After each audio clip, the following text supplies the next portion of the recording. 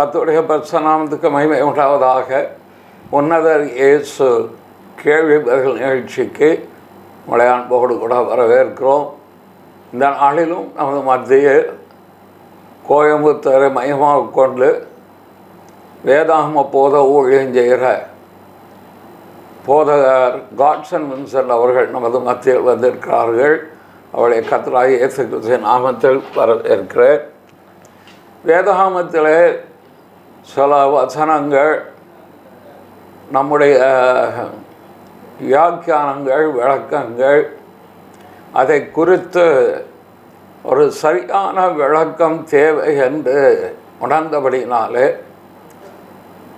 Pastor Godson Vinson ஒரு வேத போதகர், வேத பண்டிதர், வேதத்தை சரியாக விளக்கி சொல்லுகிற ஊழியத்தில் தன்னை முற்றிலும் ஈடுபடுத்தி கொண்டவர்.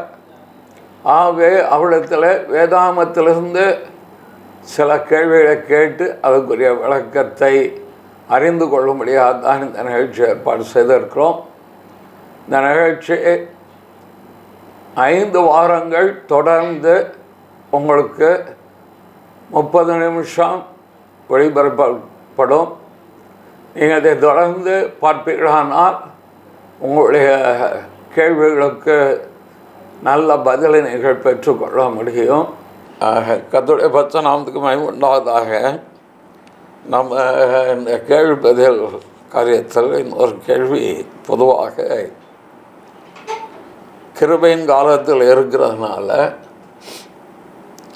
நாம் ஒரு முறை ரட்சிக்கப்பட்டு விட்டால் பிறகு நீங்கள் என்ன வேணுமானாலும் பாவம் செய்தால் கூட அது ஏற்கனவே சிலுவையில் மன்னிக்கப்பட்டதுனால அதனால் ஒரு பாதிப்பும் இல்லை என்று சொல்லுகிறாரை கேட்கிறோம். ஆனால் ரோமர் 6:15 இவ்வளவுமாய் சொல்கிறது, கிருபைக்கு கீழ்பட்டிருக்கிறபடியால் பாவம் செய்யலாமா கூடாது. அப்போ பாவம் செய்யக்கூடாது, அதுபோல் பாவம் உங்களை மேற்கொள்ள மாட்டாது என்று சொல்லப்பட்டிருக்குது. எப்படி இருக்க எதிர்காலத்தில் நீ தெய்யும் பாவத்தையும் கர்த்தர் சிலுவையில் மன்னித்து விட்டார் என்று சொல்லப்படுகிற உபதேசம் சரியா? இப்போ இந்த 6ஆம் அதிகாரம், ரோமர் 6ஆம் அதிகாரத்துக்கு வாங்கலேன். ரோமர் 6ஆம் அதிகாரத்தில் சில வசனங்களோடு நம்ம வசனத்தோடு பேசுனா நல்லாயிருக்கும். ரோமர் 5ஆம் அதிகாரம் 20ஆம் வசனத்தை முதல்ல வாசித்தரலாம். மேலும் மீறுதல் பெருகும்படிக்கு நியாயப்பிரமாணம் வந்தது, அப்படி இருந்தும் பாவம் பெருகின இடத்தில் கிருபை அதிகமாய் பெருகிற்று. இந்த வசனத்தை எடுத்துக்கிட்டு சிலர் பாவம் பெருகின இடத்துல எது அதிகமாக பெருகுச்சு? கிருபை. அப்போ உங்களுக்கு கிருபை அதிகமாக பெருகணும்னா எது பெருகணும்? உங்ககிட்ட பாவம் பெருகணும் அப்படின்னு போதிக்கிற சிலர் இருக்கிறாங்க இன்றைக்கி. ஆனால் பவுல் என்ன சொல்கிறாருன்னா 6ஆம் அதிகாரம் 1 வசனத்தில், ஆகையால் என்ன சொல்லுவோம், கிருபை பெருகும்படிக்கு பாவத்தில் நிலை நிற்கலாம் என்று சொல்லலாமோ? கேட்டுட்டு கூடாது சொல்கிறார். கிருபை பெருகும்படி பாவத்தில் தொடர்ந்து பாவம் செய்யலான்னு சொல்லலாமா? சொல்லக்கூடாது அப்படின்றார். ஏனென்றால் அடுத்து சொல்கிறார், பாவத்துக்கு மரித்த நாம் இனி அதில் எப்படி பிழைப்போம்? அப்போது கிருபை, தேவனுடைய மெய்யான கிருபை என்பது ஒரு மனுஷனை தொடர்ந்து பாவம் செய்கிறவனாக வைக்காது, பாவத்துக்கு மரிக்கிறவனாக வைக்கும். இப்போ பாவம் பெருகின இடத்துல கிருபை பெருகினது அப்படின்னு ஏன் அங்கே சொல்ல வர்றாருன்னா, நியாயப்பிரமாணம், அதாவது 20ஆம் வசனம், மேலும் மீறுதல் பெருகும்படிக்கு நியாயப்பிரமாணம் வந்தது. ரோமர் 7ஆம் அதிகாரத்தில் பவுல் சொல்கிற சில காரியங்களை நம்ம புரிஞ்சுக்கணும். அதாவது நியாயப்பிரமாணம்னு ஒன்று வர்றதுக்கு முன்னால் நான் செஞ்ச எதுவுமே பாவம் கிடையாது. ஏன்னா நான் செஞ்ச எதுவுமே பாவம் என்று சொல்லுகிற ஒரு பிரமாணமே கிடையாது. நியாயப்பிரமாணம் இது பாவம்னு சொன்ன பிறகு தான் நான் செய்கிறதெல்லாம் பாவமாகி போச்சு அப்படின்னு சொல்கிறார். அப்போது நியாயப்பிரமாணம் மீறுதல் பெருகும்படிக்கு நியாயப்பிரமாணம் வந்தது அப்படின்னா, நான் செஞ்ச எல்லா தப்பும் நியாயப்பிரமாணம் வராத வரைக்கும் தப்பு இல்லை, இப்போ நான் செய்கிற எல்லா தப்பும் தப்பாயிடுது நியாயப்பிரமாணத்தினால அப்படின்னு சொல்லிட்டாரு. அப்போது நியாயப்பிரமாணம் என்னை மீறுதலுக்குரியவனாய் மாற்றிவிட்டது. அது மீற பண்ணலை, என்னை மீறுதலுக்குரியவனாக, அதாவது தேவனுடைய தண்டனைக்குரியவனாக மாற்றிவிட்டது. ஆனால் இங்கே என்னாச்சுன்னா, பாவம் பெருகின இடத்துல கிருபை அதிகமாக பெருகிட்டுன்னா, நியாயப்பிரமாணம் எவ்வளவுக்கு எவ்வளவாய் அதை நான் மீறினத்தினால நான் பாவி என்று என்னை பாவி என்று தீர்த்ததோ, அந்த பாவத்திலிருந்தெல்லாம் என்னை விடுவிக்கும்படிக்கு அவ்வளோ கிருபை பெருகினது.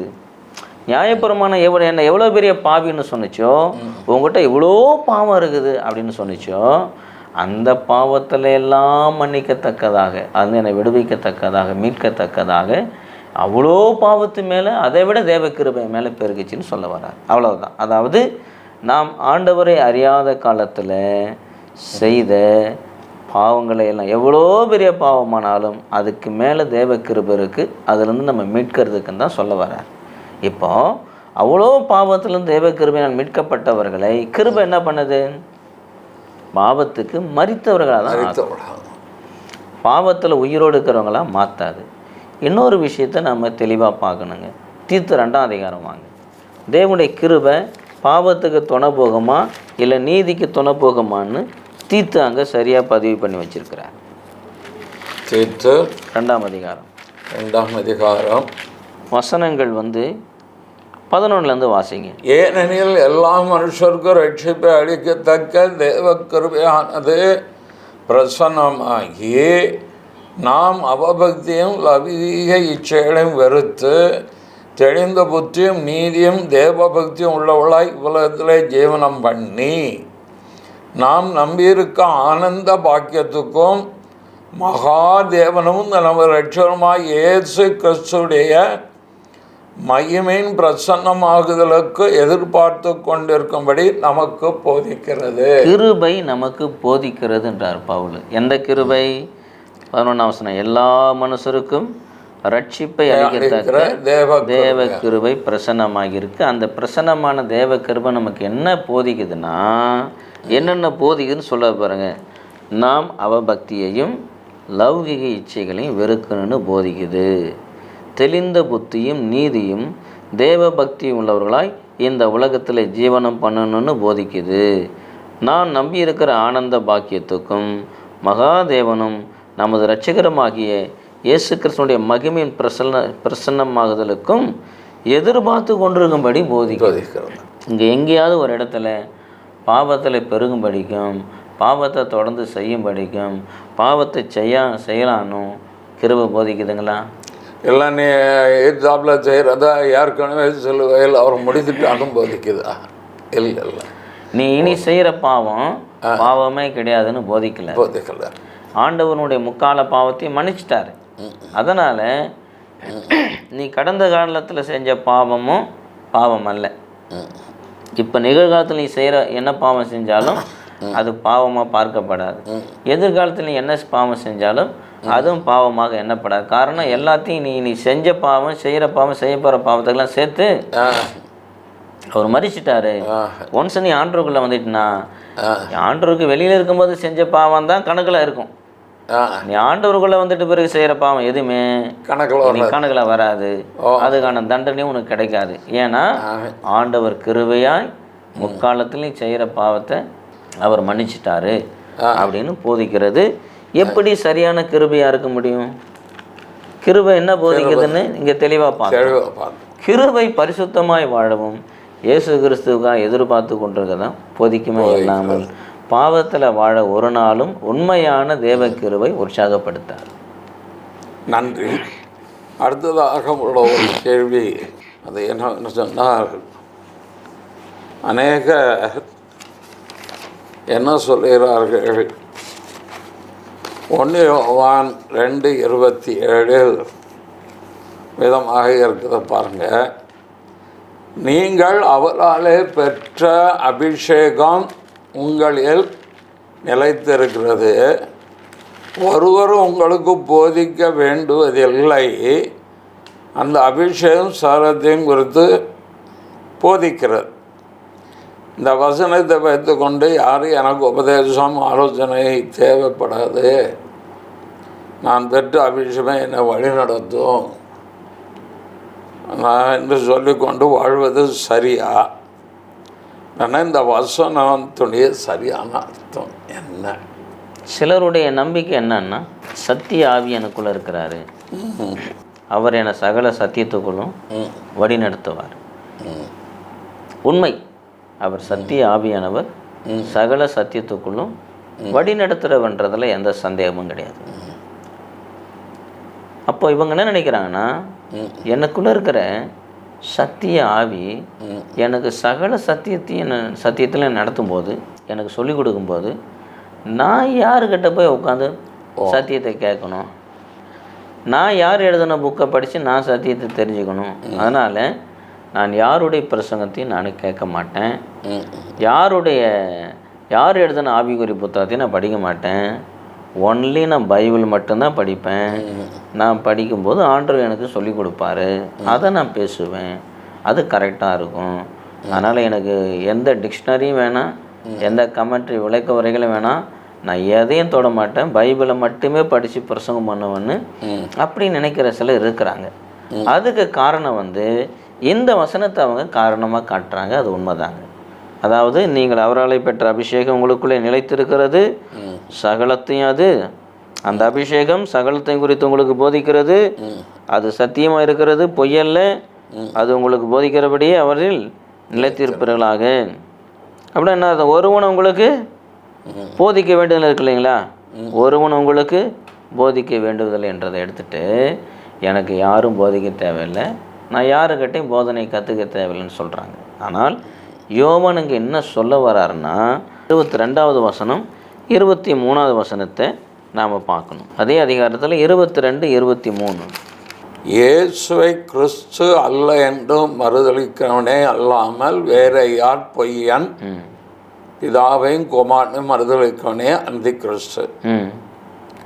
குமாரனை மறுதளிக்கிறவன் பிதாவை உடையவன் அல்ல, குமாரனை அறிக்கையிடுகிறவன் பிதாவையும் உடையவனாயிருக்கிறான். அடுத்த வசனம், ஆகையால் ஆதி முதல் நீங்கள் கேள்விப்பட்டது உங்களில் நிலைத்திருக்க கடவுது. ஆதி முதல் நீங்கள் கேள்விப்பட்டது உங்கள் நிலைத்திருந்தால் நீங்களும் குமாரனிலும் பிதாவிலும் நிலைத்திருப்பீர்கள். இந்த 5 அதிகாரத்தையும் நம்ம பொதுவாக வாசிக்கும்போது முழுவதும் வாசித்து பார்த்தாலே இங்கே இந்த வசனத்தை புரிஞ்சிக்க முடியும். இதில் இயேசு கிறிஸ்து தேவனுடைய குமாரன் என்பதை ஆணித்தரமாக யோவான் சொல்லுகிறார், போதிக்கிறார். அந்தி கிறிஸ்துகள் எழும்பியிருக்கிறாங்களாம் உலகத்தில்.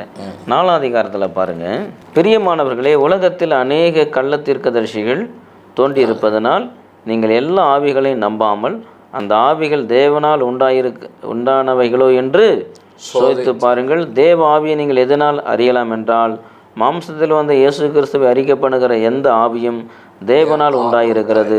மாம்சத்தில் வந்த இயேசு கிறிஸ்துவை அறிக்கை பண்ணாத எந்த ஆவியும் தேவனால் உண்டானதல்ல.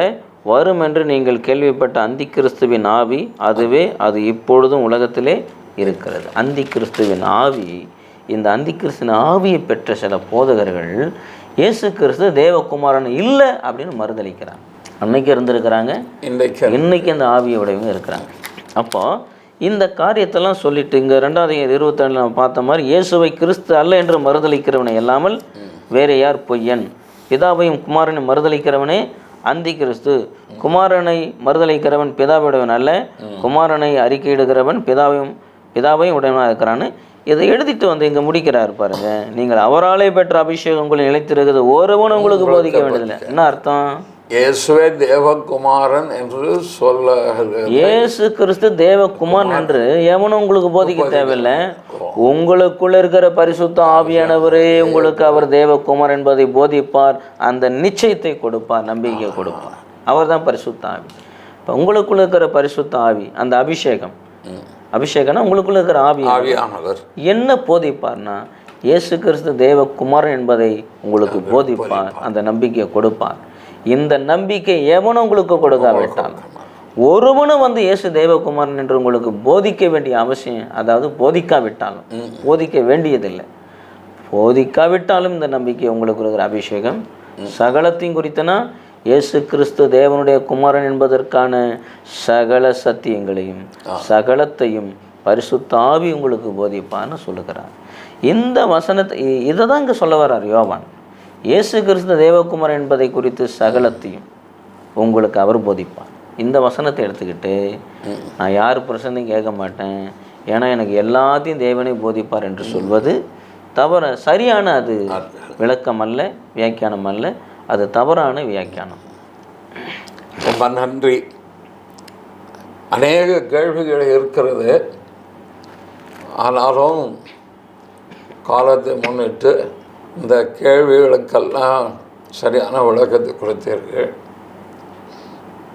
உங்களுடைய ஊழியம் அல்லது சபை என்றால் என்ன, இதை குறித்து ஒரு சில காரியங்கள் நீங்கள் ஜேடிகே நேயர்களுக்கு சொன்னால் நன்றாக. ஏனென்றால் நீங்களே தேவனுடைய ஆலயமாக இருக்கிறீர்கள். நாம் ஆலயத்துக்கு போகிறோங்கிறோம். அப்படி சொல்வது சரியா இல்லை? சபை கூடி வருதல் என்று சொல்லப்பட்டு இருக்கிறது. என்றால் சபை என்றால் என்ன, ஆலயம் என்றால் என்ன, இதற்குரிய வித்தியாசத்தை கொஞ்சம் விளக்கமாக நீங்கள் சொல்லும்படி உங்களை அன்போடு கேட்டோம். அதாவது பழைய ஏற்பாட்டில் தேவாலயம் என்ற ஒன்றை தேவன் கொடுத்திருந்தார். பழைய ஏற்பாட்டு சபையார் இஸ்ரவேலர்கள் தேவ ஆலயத்துக்கு கூடி வந்தார்கள். பழைய ஏற்பாட்டுக்கும் புதிய ஏற்பாட்டுக்கும் உள்ள வித்தியாசத்தை நான் சொல்கிறேன். பல வித்தியாசம் உண்டு. பழைய ஏற்பாட்டு தேவாலயத்துக்கும் புதிய ஏற்பாட்டு தேவாலயத்துக்குமான வித்தியாசத்தை நான் சொல்லுகிறேன், கேளுங்கள். பழைய ஏற்பாட்டு சபையாகிய இஸ்ரவேலர்கள் தேவ ஆலயத்துக்கு கூடி வந்தார்கள். ஆனால் புதிய ஏற்பாட்டில் தேவ ஆலயங்கள் கூடி வர வேண்டும் என்று சொல்லப்பட்டிருக்கிறது.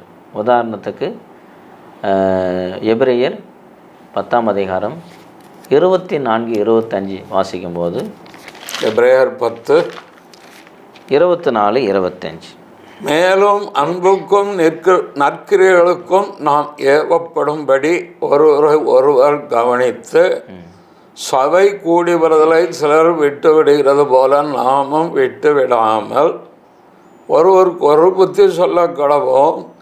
நாளானது சமீபத்து வருவதை எவ்வளவாய் பார்க்கிறீர்களோ அவ்வளவாய் புத்தி சொல்ல வேண்டும். இந்த இடத்துல சபை கூடி வருதல்ன்ற வார்த்தை நம்ம பார்க்குறோம். இன்றைக்கி சபை அப்படின்னா பொதுவாக மக்களுடைய மனசில் நிற்கிறது சபை கட்டடம். இன்றைக்கி நம்ம நிறைய சபைகள், பொதுவாகவே சபைகள் முன்னால் ஒவ்வொரு சபை பேரும் எழுதி வைக்கிறோம். ஒரு பேர் எழுதி வைக்கிறோம், ஒரு வார்த்தை போட்டு இந்த சபை அப்படின்னு சொல்லி. ஃபார் எக்ஸாம் கானான் திருச்சபை அப்படின்னு ஒரு உதாரணத்துக்கு சொல்கிறேன். கட்டடத்து மேலே எழுதுகிறோம் கானான் சபை அப்படின்னு. அதனால் மக்கள் மனசில் எது பதிஞ்சிடுச்சுன்னா சபைன்னா கட்டடம், நம்ம ஆராதனை செய்ய போகிறோமே அந்த இடம், அந்த கட்டடம் தான் சபை அப்படின்றது பதிவாயிடுச்சு. இப்போது சபை கூடி வருதல், அதாவது ஒரு கட்டடம் தான் சபைனா சபை கூடி வருதலை, சபைக்கு கூடி வருதலை அப்படின்னு இல்லை, சபை கூடி வருதலை விட்டு விடாதிருங்கள் அப்படின்றார். அப்படின்னா கட்டடம் கூடி வருமா? ஒரு ஊரில் இருக்கிற சபைன்னு எழுதப்பட்டிருக்கிற 4 கட்டடம் ஒன்றா கூடி வருமா? அசையுமா? நகருமா? நகராது, அசையாது.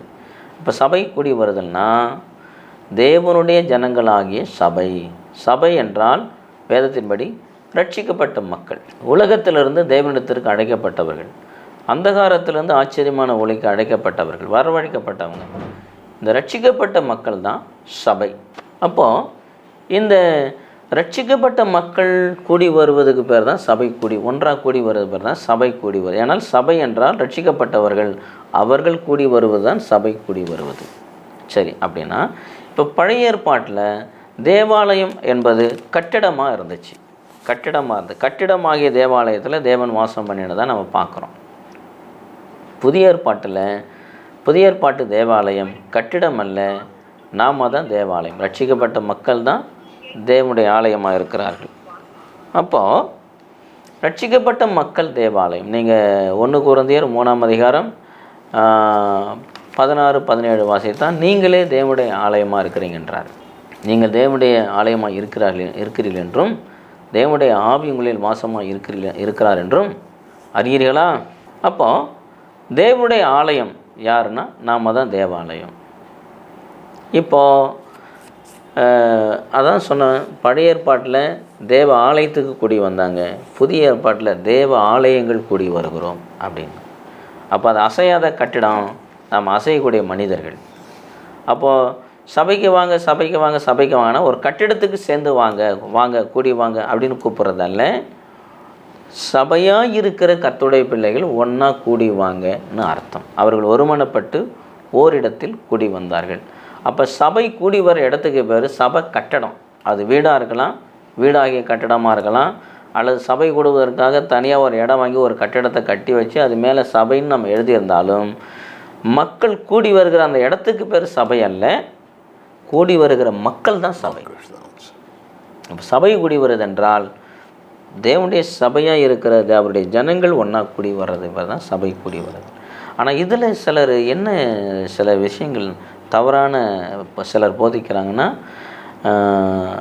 அதனால் நாம் தான் சபை, ரட்சிக்கப்பட்ட மக்கள் தான் சபை, அது உண்மைதான். நாம் கூடி வர்றதான் சபை கூடி வர்றது, கட்டிடத்துக்கு பேர் சபை இல்லை அப்படின்னு சொல்கிறது உண்மைதான். நம்ம கூடி வர கட்டிடத்துக்கு பேர் சபை அல்ல, அது சபையே, அது பைபிளில் அது சபைன்னு இல்லை.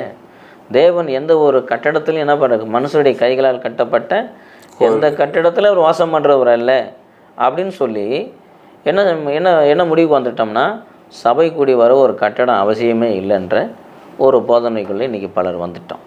இன்றைக்கி சிலர் அப்படி சொல்கிறாங்க, வீட்டில் தான் சபை கூடி வரணும், தனி கட்டடத்தில் கூடக்கூடாது, சபை கூடணும்னு தனி கட்டடம் அவசியமே இல்லை, வீடுகளில் தான் கூடணும், வேறு எங்கேயும் கூடக்கூடாதுன்னு போதிக்கிறவங்களும் இருக்கிறாங்க இன்றைக்கி. அதாவது சபை எங்கெல்லாம் வீடுகளில் கூடி வர சாத்தியம் இருக்குதோ தனியாக இடம் வாங்கி சபை கூடி வருவதற்கான ஒரு கட்டிடத்தை கட்டுறதுக்கு வாய்ப்பு இல்லாத இடத்துல தாராளமாக வீடுகளில் கூடலாம், அல்லது மணற்பரப்பில் பீச் ஓரம் மணற்பரப்பில் கூடலாம், அல்லது நம்ம ஆற்று ஓரம் கூடி ஜெபம் பண்ணலாம். வேதத்தில் இதுக்கெல்லாம் என்ன இருக்குது, ஆதாரம் இருக்குது. எங்கே ஒரு மரத்தின் கீழே கூட கூடி ஆராதிக்கலாம், தப்பு இல்லை.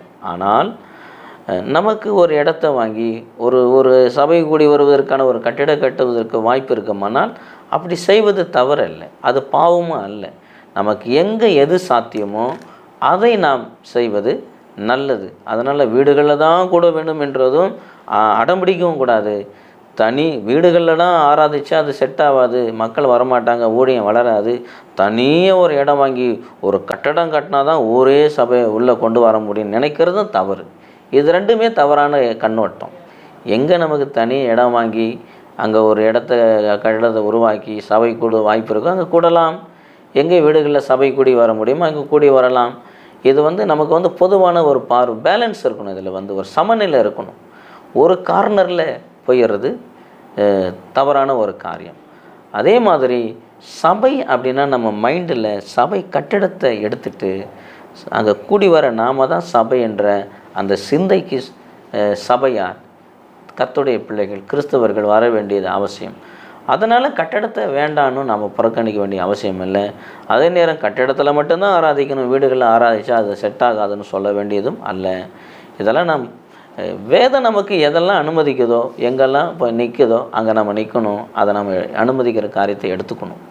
நாம் புதுசாக ஒரு கொள்கை உருவாக்கி ஒரு ஓரத்துக்கு போய் நிற்கிறது சரியான காரியம் அல்ல. மிக்க நன்றி. நீங்கள் சொன்னபடி மரத்துக்கு கீழே சபை கூடன்னு ஒரு அனுபவம் எனக்கு தெரியும். குஜராத்தில் மிஷனரி ஃபீல்டில் கட்டடம் கிடையாது. அதனால் அங்கே இயேசுவை ஏற்றுக்கொண்ட கிறிஸ்துவை ஏற்றுக்கொண்ட மக்கள் ஒவ்வொரு ஞாயிற்றுக்கிழமையும் ஒரு மரத்துக்கு கீழே தான் கூடி வருவாங்க. அங்கே வச்சு தான் ஆராதனை எல்லாம் நடக்கும். பிற்காலத்தில் கொஞ்சம் காலம் கழித்து கர்த்தருடைய கிருபையினால் ஒரு வாடகைக்கு ஒரு இடம் எடுக்க முடிஞ்சு, பிறகு அந்த இடத்துல ஊழியம் வளர்ந்த போது ஒரு இடத்த வாங்கி அங்கே ஒரு ஷெட்டு, ஒரு பெரிய அது ஆடம்பரமான அலங்காரமான கட்டிடம் அல்ல. ஒரு வெயிலுக்கும் மழைக்கும் ஒதுங்கத்தக்க அளவில் ஒரு ஷெட்டு போட்டு அதில் ஜனங்கள் ஆராய்ச்சி. அந்த இடத்துக்கு 2 நிலைமைக்கு நான் போயிருக்கேன், பார்த்துருக்கேன். இப்போ எந்த இடத்துலையும் அதான் அப்போஸ்தலர் நடவடிக்கைகளில் பவுல் சொல்லும்போது தம்முடைய சுய இரத்தத்தால் சம்பாதித்த சபைங்கார். ஆண்டவர் இயேசுவின் இரத்தத்தால் மீட்கப்பட்ட ரட்சிப்பின் அனுபவத்தோடையவர்கள் ஒன்றாக கூடி வந்து எந்த இடத்துல இருந்து கர்த்தரை ஆராதித்தாலும் அந்த இடத்துல தேவன் இறங்கி வந்து அவருடைய ஆற்று. என்னுடைய நாமத்தினாலே 2-3 பேர் எங்கே கூடி இருக்கிறீங்களோ அங்கே நான் இருக்கிறேன். அதனால் ஆலயம் என்று சொல்லிக்கொண்டே இருப்பதை விட நாமே தேவனுடைய ஆலயம். இந்த ஆலயத்தை தேவன் வாசம் பண்ணுகிறார். அவே இந்த ஆலயத்தை நாம் காத்து கொள்ளணுங்கிற ஆவிக்குரிய உணர்வுக்குள் வேதவசனத்தின் அடிப்படையில் ஜனங்கள் கடந்து வந்து விட்டார். அவர்கள் எந்த இடத்துலையும் எல்லா நாளிலும் வீட்டில் இருந்தாலும் வெளியே இருந்தாலும் தேவனை ஆராதிப்பதற்கு அது அவளை தகுதிப்படுத்தி வைக்கும். இந்த இடத்துல இன்னொரு விஷயத்தையும் நான் பதிவு பண்ண விரும்புகிறேன் ஐயா. இன்றைக்கி நம்ம சபை கூடுவதற்கு ஒரு இடம் அவசியமானாலும் இன்றைய நம்முடைய கிறிஸ்தவர்கள் நாம் எதில் அதிகம் கவனம் செலுத்துறோன்னா கட்டிடங்களை கட்டுறதுல அதிகம் ஆர்வமாக இருக்கிறோம். குறிப்பாக பெரிய பெரிய கட்டிடங்கள் சபை ஆராதனை கட்டுன்றதில் ஆர்வமாக இருக்கிறோம். ஆனால் ஆண்டவர் நம்மக்கிட்ட முதல்ல எதிர்பார்க்குற விஷயம் என்னென்னா உண்மையான ஆலயமாகிய உங்களை கிறிஸ்துவ மேலே கட்டுங்க ஒழுங்கா. அதில் இப்போ ஒரு இடம் வாங்கிறதுக்கு பிரயாசம் அதிகம், பெரிய ஆலயங்களை கட்டுவதற்கு நமக்கு அதிக பிரயாசப்படுறோம், அதுக்கு எவ்வளோ நேரங்களை செலவு பண்ணுறோம், எவ்வளோ பிரயாசப்படுறோம். ஆனால் உண்மையான ஆலயமாகிய நம்ம இயேசு கிறிஸ்து மேலே கட்டுவதற்கு என்ன பிரயாசப்படுறோம்? நம்மளை ஆலயத்துக்கு பெயிண்ட் அடிக்க ரொம்ப ஆர்வமாக இருக்கிற கட்டிடங்களுக்கு நம்ம பரிசுத்தமாக்க எவ்வளோ ஆர்வம் காட்டுறோம் அப்படின்றது. அப்போ அந்த கட்டிடங்களை கட்டி பராமரிக்கிறதை விட அலங்கரிக்கிறதை விட நம்மை கர்த்தருக்குள்ளே கட்டி கிறிஸ்து மேலே கட்டி நம்மை பரிசுத்தத்தில் அலங்கரிக்கணுன்ற அந்த ஆர்வம் இந்த கட்டிடங்களை கட்டுவதை விட அதை அலங்கரிப்பதை விட அதிகம் கிறிஸ்தவர்களுக்கு வேணுன்றது ரொம்ப அவசியமான காரியம் நான் நினைக்கிறேங்க. ரொம்ப அருமையான விளக்கம், அருமையாக கர்த்தர் செய்ப்பாராக. நன்றி. தொடர்ந்து உங்கள் ஊழியங்களையும் பெருக பண்ணுவாரா. ஜெபம் பண்ணுவோம். நல்ல பிதாவே, உங்கள் நன்றியோடு சோத்தரிக்கிறோம், துதிக்கிறோம் ஐயா. வேதத்தின் மகத்துவங்களை அவளுக்கு எழுதி கொடுத்தேன் என்றீர். சத்தியத்தையும் அறிவில் சத்தியம் உங்களை விடுதலை ஆக்கும் என்றீர். வேத வாக்கியங்களை ஆராய்ந்து பாருங்கள், அவளால் நித்திய ஜீவன் உண்டு. என்னை குறித்து சாட்சி கொடுக்கணும் அவளே என்றீர். அவனுடைய வேத வாக்கியத்தினுடைய காரியங்கள் விளக்கங்களை உடைய தாசன் ஊழியக்காரர் பசுகாட்சன் மூலமாக நல்ல ஒரு தெளிவுரையை எங்களுக்கு தந்ததற்காக துதிக்கிறோம். தேங்க்யூ. தொடர்ந்து இந்த நிகழ்ச்சிகள் தொடர்ந்து பெற இதை கேட்கிற ஜனங்கள் தெளிவடைய உதவி செய்யும். கிறிஸ்து இயேசு மூலம் சோதரித்து கேட்கிறேன் பிதாவே. ஆமென். ஆமென். கர்த்தர் உங்களை ஆச்சரியப்பார். God bless you all. God bless you.